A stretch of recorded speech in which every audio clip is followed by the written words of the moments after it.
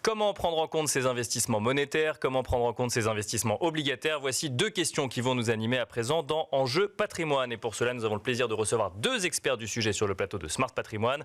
Nous avons le plaisir d'accueillir tout d'abord Violaine de Serran. Bonjour Violaine de Serran. Bonjour Nicolas. Vous êtes responsable pays pour la France, le Belgique et le Luxembourg au sein de BNY Investment. Et à vos côtés, nous avons le plaisir d'accueillir également Alain Krief. Bonjour Alain Krief. Bonjour Nicolas. Vous êtes responsable de la gestion obligataire chez Edmond Rothschild Asset Management. Alors on va commencer avec vous, Alain Krief. On a suivi les décisions des différentes banques centrales à travers le monde, mais notamment en Europe, aux États-Unis, en Chine également, de baisser leurs taux après une période effectivement de flambée presque de leurs taux. On a suivi l'impact qu'ont pu avoir sur les taux des élections politiques, même si généralement ça dure quelques jours ou quelques heures.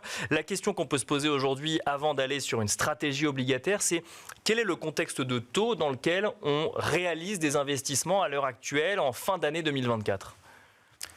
Alors le contexte de taux, il est, comme vous dites, il va vite changer en fait. Aujourd'hui, on a entamé de la part des banques centrales une baisse des taux, un cycle de baisse des taux, que ce soit côté États-Unis, de côté de la Fed ou côté de la Banque centrale européenne. Et donc en fait, les taux vont baisser encore et encore, et pendant toute l'année 2025. Ce qu'on ne sait pas véritablement, c'est le rythme de cette baisse. D'accord. C'est est-ce qu'ils vont baisser rapidement, lentement, faire des pauses. En tout cas, la baisse est vraiment marquée. Et vous avez dit peut-être une chose, c'est surtout parce que l'inflation est au plus bas et devrait rester basse. Donc, à partir de ce moment-là, la politique monétaire restrictive des banques centrales, en fait, n'est pas nécessaire. Et surtout, si elle continue, en fait, elle va mettre à mal les économies.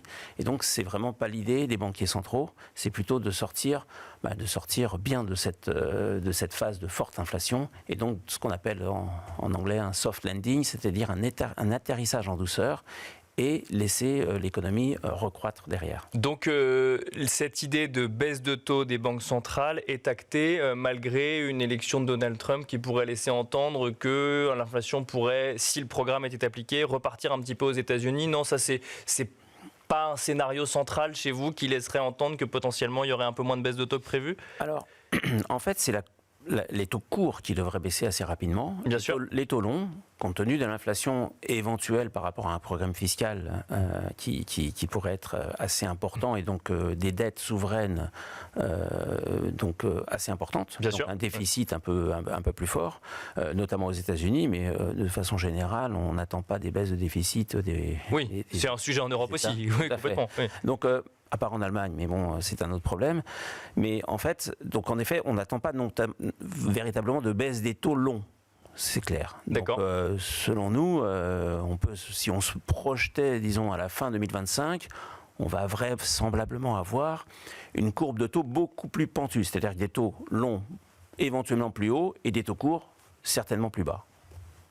Violaine de Serran, dans ce contexte qu'on a posé brièvement pour essayer de comprendre effectivement une stratégie d'investissement, si je comprends bien, ça veut dire que le monétaire, on oublie avant de passer sur l'obligataire, mais le monétaire, c'est pas forcément une stratégie d'investissement qui va apporter de la performance à court terme? En fait, le monétaire, aujourd'hui, offre encore des rendements de 3 à 3,2%, mais c'est vrai que si on anticipe une baisse des taux de l'ordre de 1% de la Banque centrale européenne d'ici la fin de l'année, on peut voir que le monétaire va rapporter moins. Et ce qui nous semble intéressant, c'est dès aujourd'hui, dans cette perspective de baisse des taux progressive, finalement d'accompagner cette baisse des taux en rentrant sur le marché obligataire. Et il a été démontré lors de nombreuses études qu'en fait, en phase de baisse des taux, les investissements obligataires sont non seulement porteurs, je dirais, pour leur rendement, mais on peut aussi éventuellement engranger des gains en capitaux avec une baisse des taux sur la partie 5 ans ou 10 ans. Donc, d'accord, en se positionnant dès aujourd'hui, par exemple. Donc c'est vraiment ça notre idée, et c'est vrai qu'il faut anticiper, parce que si on attend que les taux courts aient vraiment baissé, il sera peut-être trop tard pour se positionner sur l'obligataire fin 2025. Beaucoup de choses auront été anticipées par les marchés. Donc, alors là, on est rentré dans la stratégie obligataire, mais si je comprends bien, globalement, vous êtes plus tourné vers l'obligataire que le monétaire à l'heure actuelle. Peut-être un mot quand même sur le monétaire avant de revenir sur l'obligataire avec vous, Alain Krief. Vous avez mentionné effectivement les déficits. On les connaît pas, notamment, enfin, on peut pas prédire effectivement la dépense publique future, mais globalement, c'est un sujet aujourd'hui et les États annoncent, notamment aux États-Unis ou en Europe, cette volonté d'emprunter plus. Est-ce que du coup, ça va dans le sens conséquence malheureusement d'une idée que le monétaire rapportera moins et que c'est peut-être moins attractif pour des investisseurs? Donc pas forcément, parce que les déficits vont agir beaucoup plus sur la dette longue, sur les maturités longues, donc pas forcément sur la dette courte. Ce qui agit vraiment sur les taux courts, c'est les actions des banquiers centraux pour lutter contre l'inflation. Et il faut vraiment regarder l'inflation sur... En résumé, je dirais les taux longs, c'est quand même une somme de croissance et inflation.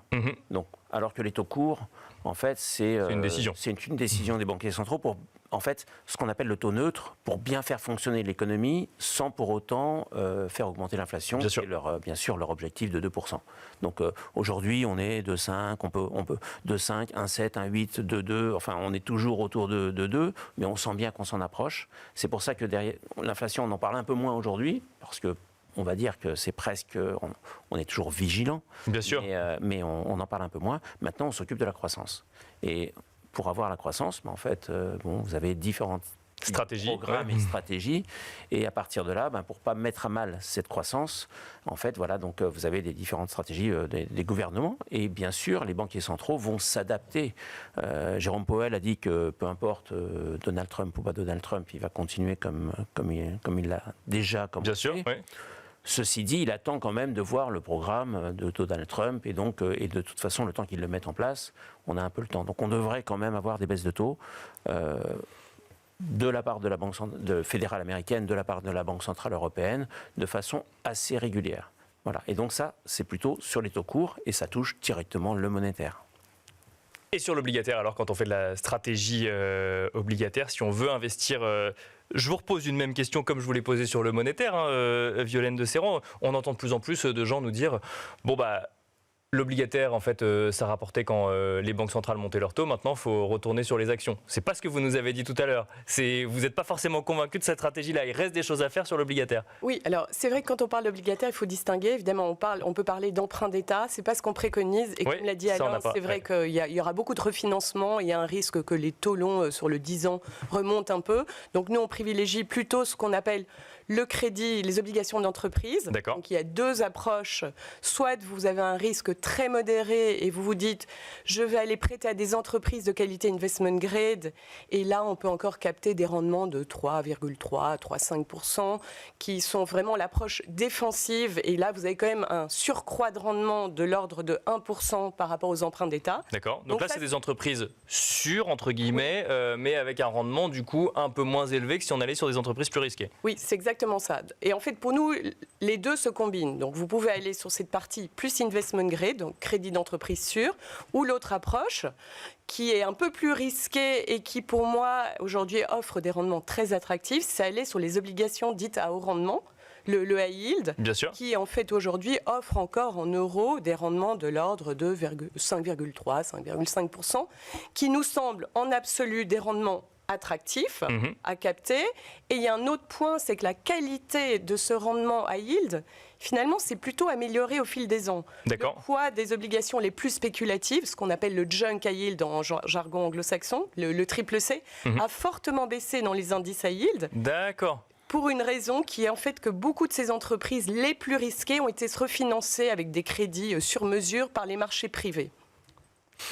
Alain Krief, en matière de stratégie obligataire, quelles sont vos convictions chez Edmond Rothschild Asset Management? Je vous repose la même question, est-ce que c'est la fin de l'obligataire ou est-ce qu'il y a encore des belles histoires à raconter à fin 2024 en matière d'investissement? Alors ça tombe bien, il y a vraiment de belles histoires à raconter, de belles opportunités. La raison est simple, ça fait 2 ans qu'on attend une récession qui n'est jamais venue. Bien sûr. À partir de là, aujourd'hui encore, le marché reste relativement méfiant. Il n'y a pas d'effet de levier important sur justement cette dette d'entreprise. Et donc, c'est pour ça qu'il y a encore du chemin à faire. Et pour aller, j'allais dire, capter ce chemin, il y a différents produits obligataires qu'on propose, différentes stratégies. Parce qu'en effet, comme l'a dit Violaine, il y a différentes catégories de dettes plus ou moins risquées d'entreprises, moins risquées et moins risquées. Nous, on préfère quand même ne pas aller sur le trop risqué. je m'entends. Donc en effet, de toute façon, non, pas les triple C ou des choses comme ça. Donc avec un risque de crédit très fort, donc par rapport à ces entreprises, on préfère rester sur la qualité. Pourquoi ? Parce que, mine de rien, même cet atterrissage en douceur, ça reste un atterrissage et on a toujours un ralentissement pour l'instant de l'économie en attendant que les taux baissent. Bien sûr. Donc c'est pour ça qu'on privilégie donc certaines stratégies comme des fonds datés qui vont chercher des rendements aujourd'hui et qui vont vous permettre d'extraire du rendement aujourd'hui pour au moins les 3 prochaines années. D'accord. Et là, on parle de, même si on veut aller dans le haut panier du high yield et un peu d'investment grade, on parle quand même de rendement de l'ordre de 5,40. Donc le fonds daté reste une stratégie ? Reste encore une stratégie. D'accord. Plus pour longtemps. D'accord. On va dire que l'année prochaine, si on a une vraie baisse des taux, ça va être un peu plus compliqué. C'est pour ça que c'est vraiment une belle opportunité aujourd'hui, un bon point d'entrée. Après, si on reste sur la qualité, on a ce qu'on appelle tout ce qui est subordonné de la partie investment grade. Je m'explique. Le côté financière subordonnée, donc vous prenez des banques, et ce qu'on appelle de la dette subordonnée émise par ces banques, on appelle dans notre jargon les COCO, et ça vous permet ça vous offre un rendement de l'ordre de plus de 6%, ça pour les champions nationaux. Je parle des BNP, des Unicredit ou des choses comme ça. Donc c'est du crédit à une banque. C'est du crédit à une banque qui, pour des besoins à cause du régulateur, pour des besoins de régulation, ont besoin d'émettre cette dette subordonnée. Et donc ça, c'est un véritable investissement qui nous apparaît très attractif encore aujourd'hui, qui vous rapporte plus de 6% au call. Ensuite, on a aussi, donc si vous éloignez des financières, vous avez ce qu'on appelle en fait, cette fois, les subordonnés aux entreprises. Donc on voit ici, il y a beaucoup de utilities, de télécom ou des choses comme ça. Et donc là, vous avez aussi une prime de risque crédit supplémentaire et qui vous permet d'atteindre, pareil, les 5,5-6%. Donc ce sont des entreprises investment grade de qualité qui vont émettre des dettes subordonnées tout simplement pour, maintenir leur notation et pouvoir emprunter pas cher sur le côté senior. Alors c'est vrai que c'est un peu technique, mais c'est quand même très très intéressant d'avoir ce type de rendement et en effet ça ne va pas durer. Violaine de Serron, je rebondis sur ce que vous dites, ça ne va pas durer, ça veut dire que là il y a vraiment un timing quelque part à aller chercher pour les investisseurs avant potentiellement que le contexte se dégrade pour la performance. Alors nous, c'est vrai qu'on n'a pas trop cette approche de fonds à maturité, on a plutôt une approche gestion active. Et par exemple, dans l'univers du high yield, nous, on privilégie une approche globale qui nous permet de naviguer selon les marchés. Alors, un exemple, ce serait plus récemment, il fallait éviter, peut-être dans l'univers du high yield, les entreprises les plus cycliques européennes qui pourraient être impactées par les mesures de protectionnisme de Trump. Mais c'est vrai que dans l'univers du high yield, il n'est pas trop tard, il ne sera jamais trop tard parce que sur longue période, on voit que le high yield, en fait, ça fait des performances assez proches des actions sur très longue période. Donc, pour nous, il y a toujours des bons points d'entrée, mais c'est vrai qu'aujourd'hui, je dirais du 5,40 avec des durations très courtes, des maturités assez courtes, ça nous semble attractif. Donc, pour nous, oui, le timing est bon, mais il n'y a peut-être pas ce côté point d'entrée qui est peut-être plus marqué dans l'univers investment grade. Là, le point d'entrée est certainement plus marqué que dans l'univers du high yield, où là, je pense que ça reste toujours des bonnes thématiques sur le long terme. Donc tout dépend effectivement de son rapport au risque effectivement et à sa recherche de rendement. Merci beaucoup en tout cas à tous les deux de nous avoir accompagnés. Violaine de Serron, responsable pays pour la France, Belgique et le Luxembourg chez BNY Investment. Et merci Alain Krief, responsable de la gestion obligataire chez Edmond Rothschild Asset Management. Et quant à nous, on se retrouve tout de suite dans l'œil de l'expert.